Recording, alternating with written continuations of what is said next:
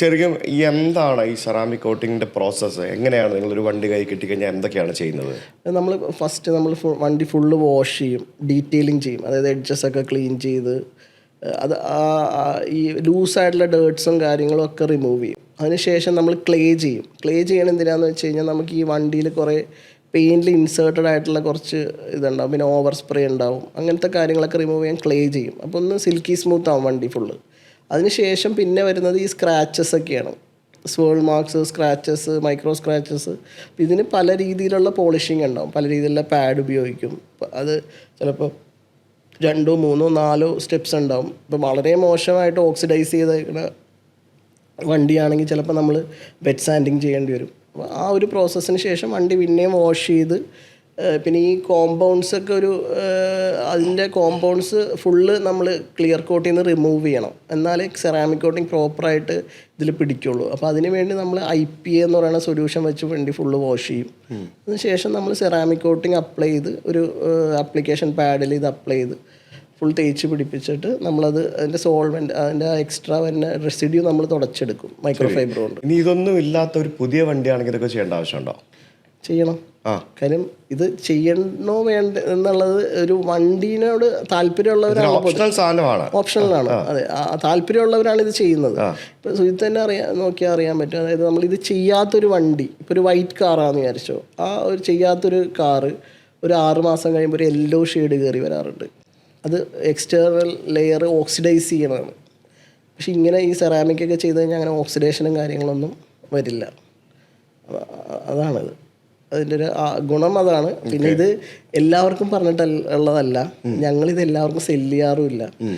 അങ്ങനെ ആവശ്യമുള്ളവർക്ക് മാത്രമാണ് നമ്മളിത് സെല്ല് ചെയ്യണം. അവർക്ക് എൻ്റെ വണ്ടി അങ്ങനെ നല്ല രീതിയിൽ കൊണ്ടു നടക്കണം എന്ന് ആഗ്രഹമുള്ളവർ, അല്ലെങ്കിൽ അതിനൊരു പ്രയോറിറ്റി കൊടുക്കുന്നവർ മാത്രമാണ് നമ്മളുടെ കസ്റ്റമേഴ്സ്. മനസ്സിലായി. നമ്മളിത് തേക്കുന്നത് ഒരു സൊല്യൂഷൻ ആണല്ലോ. അതെ അതെ, ഒരു സൊല്യൂഷൻ നിങ്ങൾ അതിൽ റബ്ബ് ചെയ്യുകയാണ്. അപ്പോൾ ഇത് കഴുകി കളയുമ്പോൾ പോവില്ലേ? അല്ലെങ്കിൽ ഇതിൻ്റെ ഒരു ലൈഫ് ഉണ്ടാവില്ലേ? ഉണ്ട്, ലൈഫ് ഉണ്ട്. അതായത് നമ്മളിപ്പോൾ ചെയ്യണത് എങ്ങനെയാണെന്ന് വെച്ചാൽ നമ്മുടെ കോട്ടിങ് ഒരു 75 to 80 വാഷ് വരെയൊക്കെ ലാസ്റ്റ് ചെയ്യും.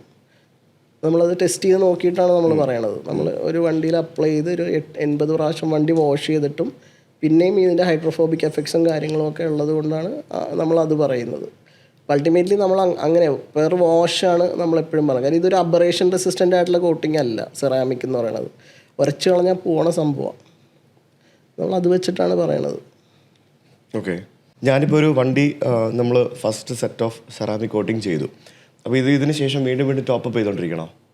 അല്ല, അത് ഐഡിയലി ശരിക്കും പറഞ്ഞാൽ ഞങ്ങളിപ്പം ഇയർലി റീകോഡ്സും കാര്യങ്ങളൊക്കെ കൊടുക്കുമായിരുന്നു. പക്ഷേ ഞങ്ങളിപ്പം നമ്മൾ മാറ്റി, നമ്മൾ അതിന് പകരം 2 year സെറാമിക്കാണ് നമ്മളിപ്പോൾ ഇൻട്രൊഡ്യൂസ് ചെയ്തേക്കുന്നത്. അത് എന്തുകൊണ്ടാണെന്ന് വെച്ച് കഴിഞ്ഞാൽ ഒരുപാട് പ്രാവശ്യം വണ്ടി പോളിഷ് ചെയ്യേണ്ട എന്നുള്ളൊരു കൺസെപ്റ്റാണ്. പക്ഷെ അപ്പോൾ അവിടെ വരുന്നൊരു കാര്യം എന്ന് വെച്ചാൽ കസ്റ്റമറിൻ്റെ ഭാഗത്തു നിന്ന് കുറച്ചൊരു ശ്രദ്ധ വേണം. ഇപ്പോൾ നമ്മളിപ്പോൾ ഒരു BMW കാറ് 50 അല്ലെങ്കിൽ 50 ലക്ഷം അല്ലെങ്കിൽ 1 കോടി രൂപ കൊടുത്ത് എടുത്തു എന്നും പറഞ്ഞാൽ നമുക്ക് എങ്ങനെ വേണമെങ്കിലും ഉപയോഗിക്കാം എന്നുള്ളതല്ല. എനിക്ക് തോന്നുന്നു 10 ലക്ഷം രൂപയ്ക്ക് മേടിക്കുന്ന കാറിനെക്കാട്ടിലും സൂക്ഷിച്ച് വേണം ഈ 1 കോടി രൂപയുടെ വണ്ടി ഉപയോഗിക്കാനായിട്ട്. പക്ഷെ അതുകൊണ്ടുള്ള കുറേ അഡ്വാൻറ്റേജസ് ഉണ്ട്. അപ്പോൾ അതുപോലെ തന്നെയാണ് സെറാമിക് കോട്ടിങ് ആണെങ്കിൽ ഇതിലെന്ത് ചെയ്താലും ഒരു സർവീസ് ചെയ്യുമ്പോൾ കുറച്ച് നമ്മൾ ശ്രദ്ധിക്കുക. കസ്റ്റമറുടെ ഭാഗത്തുനിന്ന് വാഷ് ചെയ്യണ സമയത്ത് ഇത് അവിടെ വെള്ളം ഇരുന്ന് ഡ്രൈ ആകാതെ നോക്കുക. കാര്യം വാട്ടർ സ്പോട്ട്സ് വരാം. അപ്പോൾ അങ്ങനത്തെ കുറച്ച് ശ്രദ്ധകൾ മാത്രം മതി. പക്ഷേ കസ്റ്റമറിന് മെയിൻ്റെനൻസ് ഭയങ്കര എളുപ്പമായിരിക്കും. കാര്യം ഇതിലൊരു ഹൈഡ്രോഫോബിക് എഫക്റ്റ് ഉണ്ടാവും.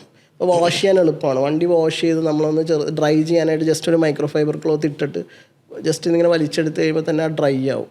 അല്ലെങ്കിൽ നമ്മളിങ്ങനെ നല്ല രീതിയിൽ ഇങ്ങനെ തുടയ്ക്കണം. ഒരുപാട് തുടച്ചാൽ മാത്രമാണ് ആ വെറ്റ്നെസ് പോവുക. അങ്ങനെയുള്ള കുറേ അഡ്വാൻറ്റേജ് ഉണ്ട് ഇതിനകത്ത്. ഈ ഒരുപാടിട്ട് ഉരയ്ക്കുമ്പോൾ സോൾ മാർക്സ് വരും. ഇതിൽ അതൊന്നും വരാത്ത രീതിയിൽ നമുക്ക് എടുക്കാൻ പറ്റും.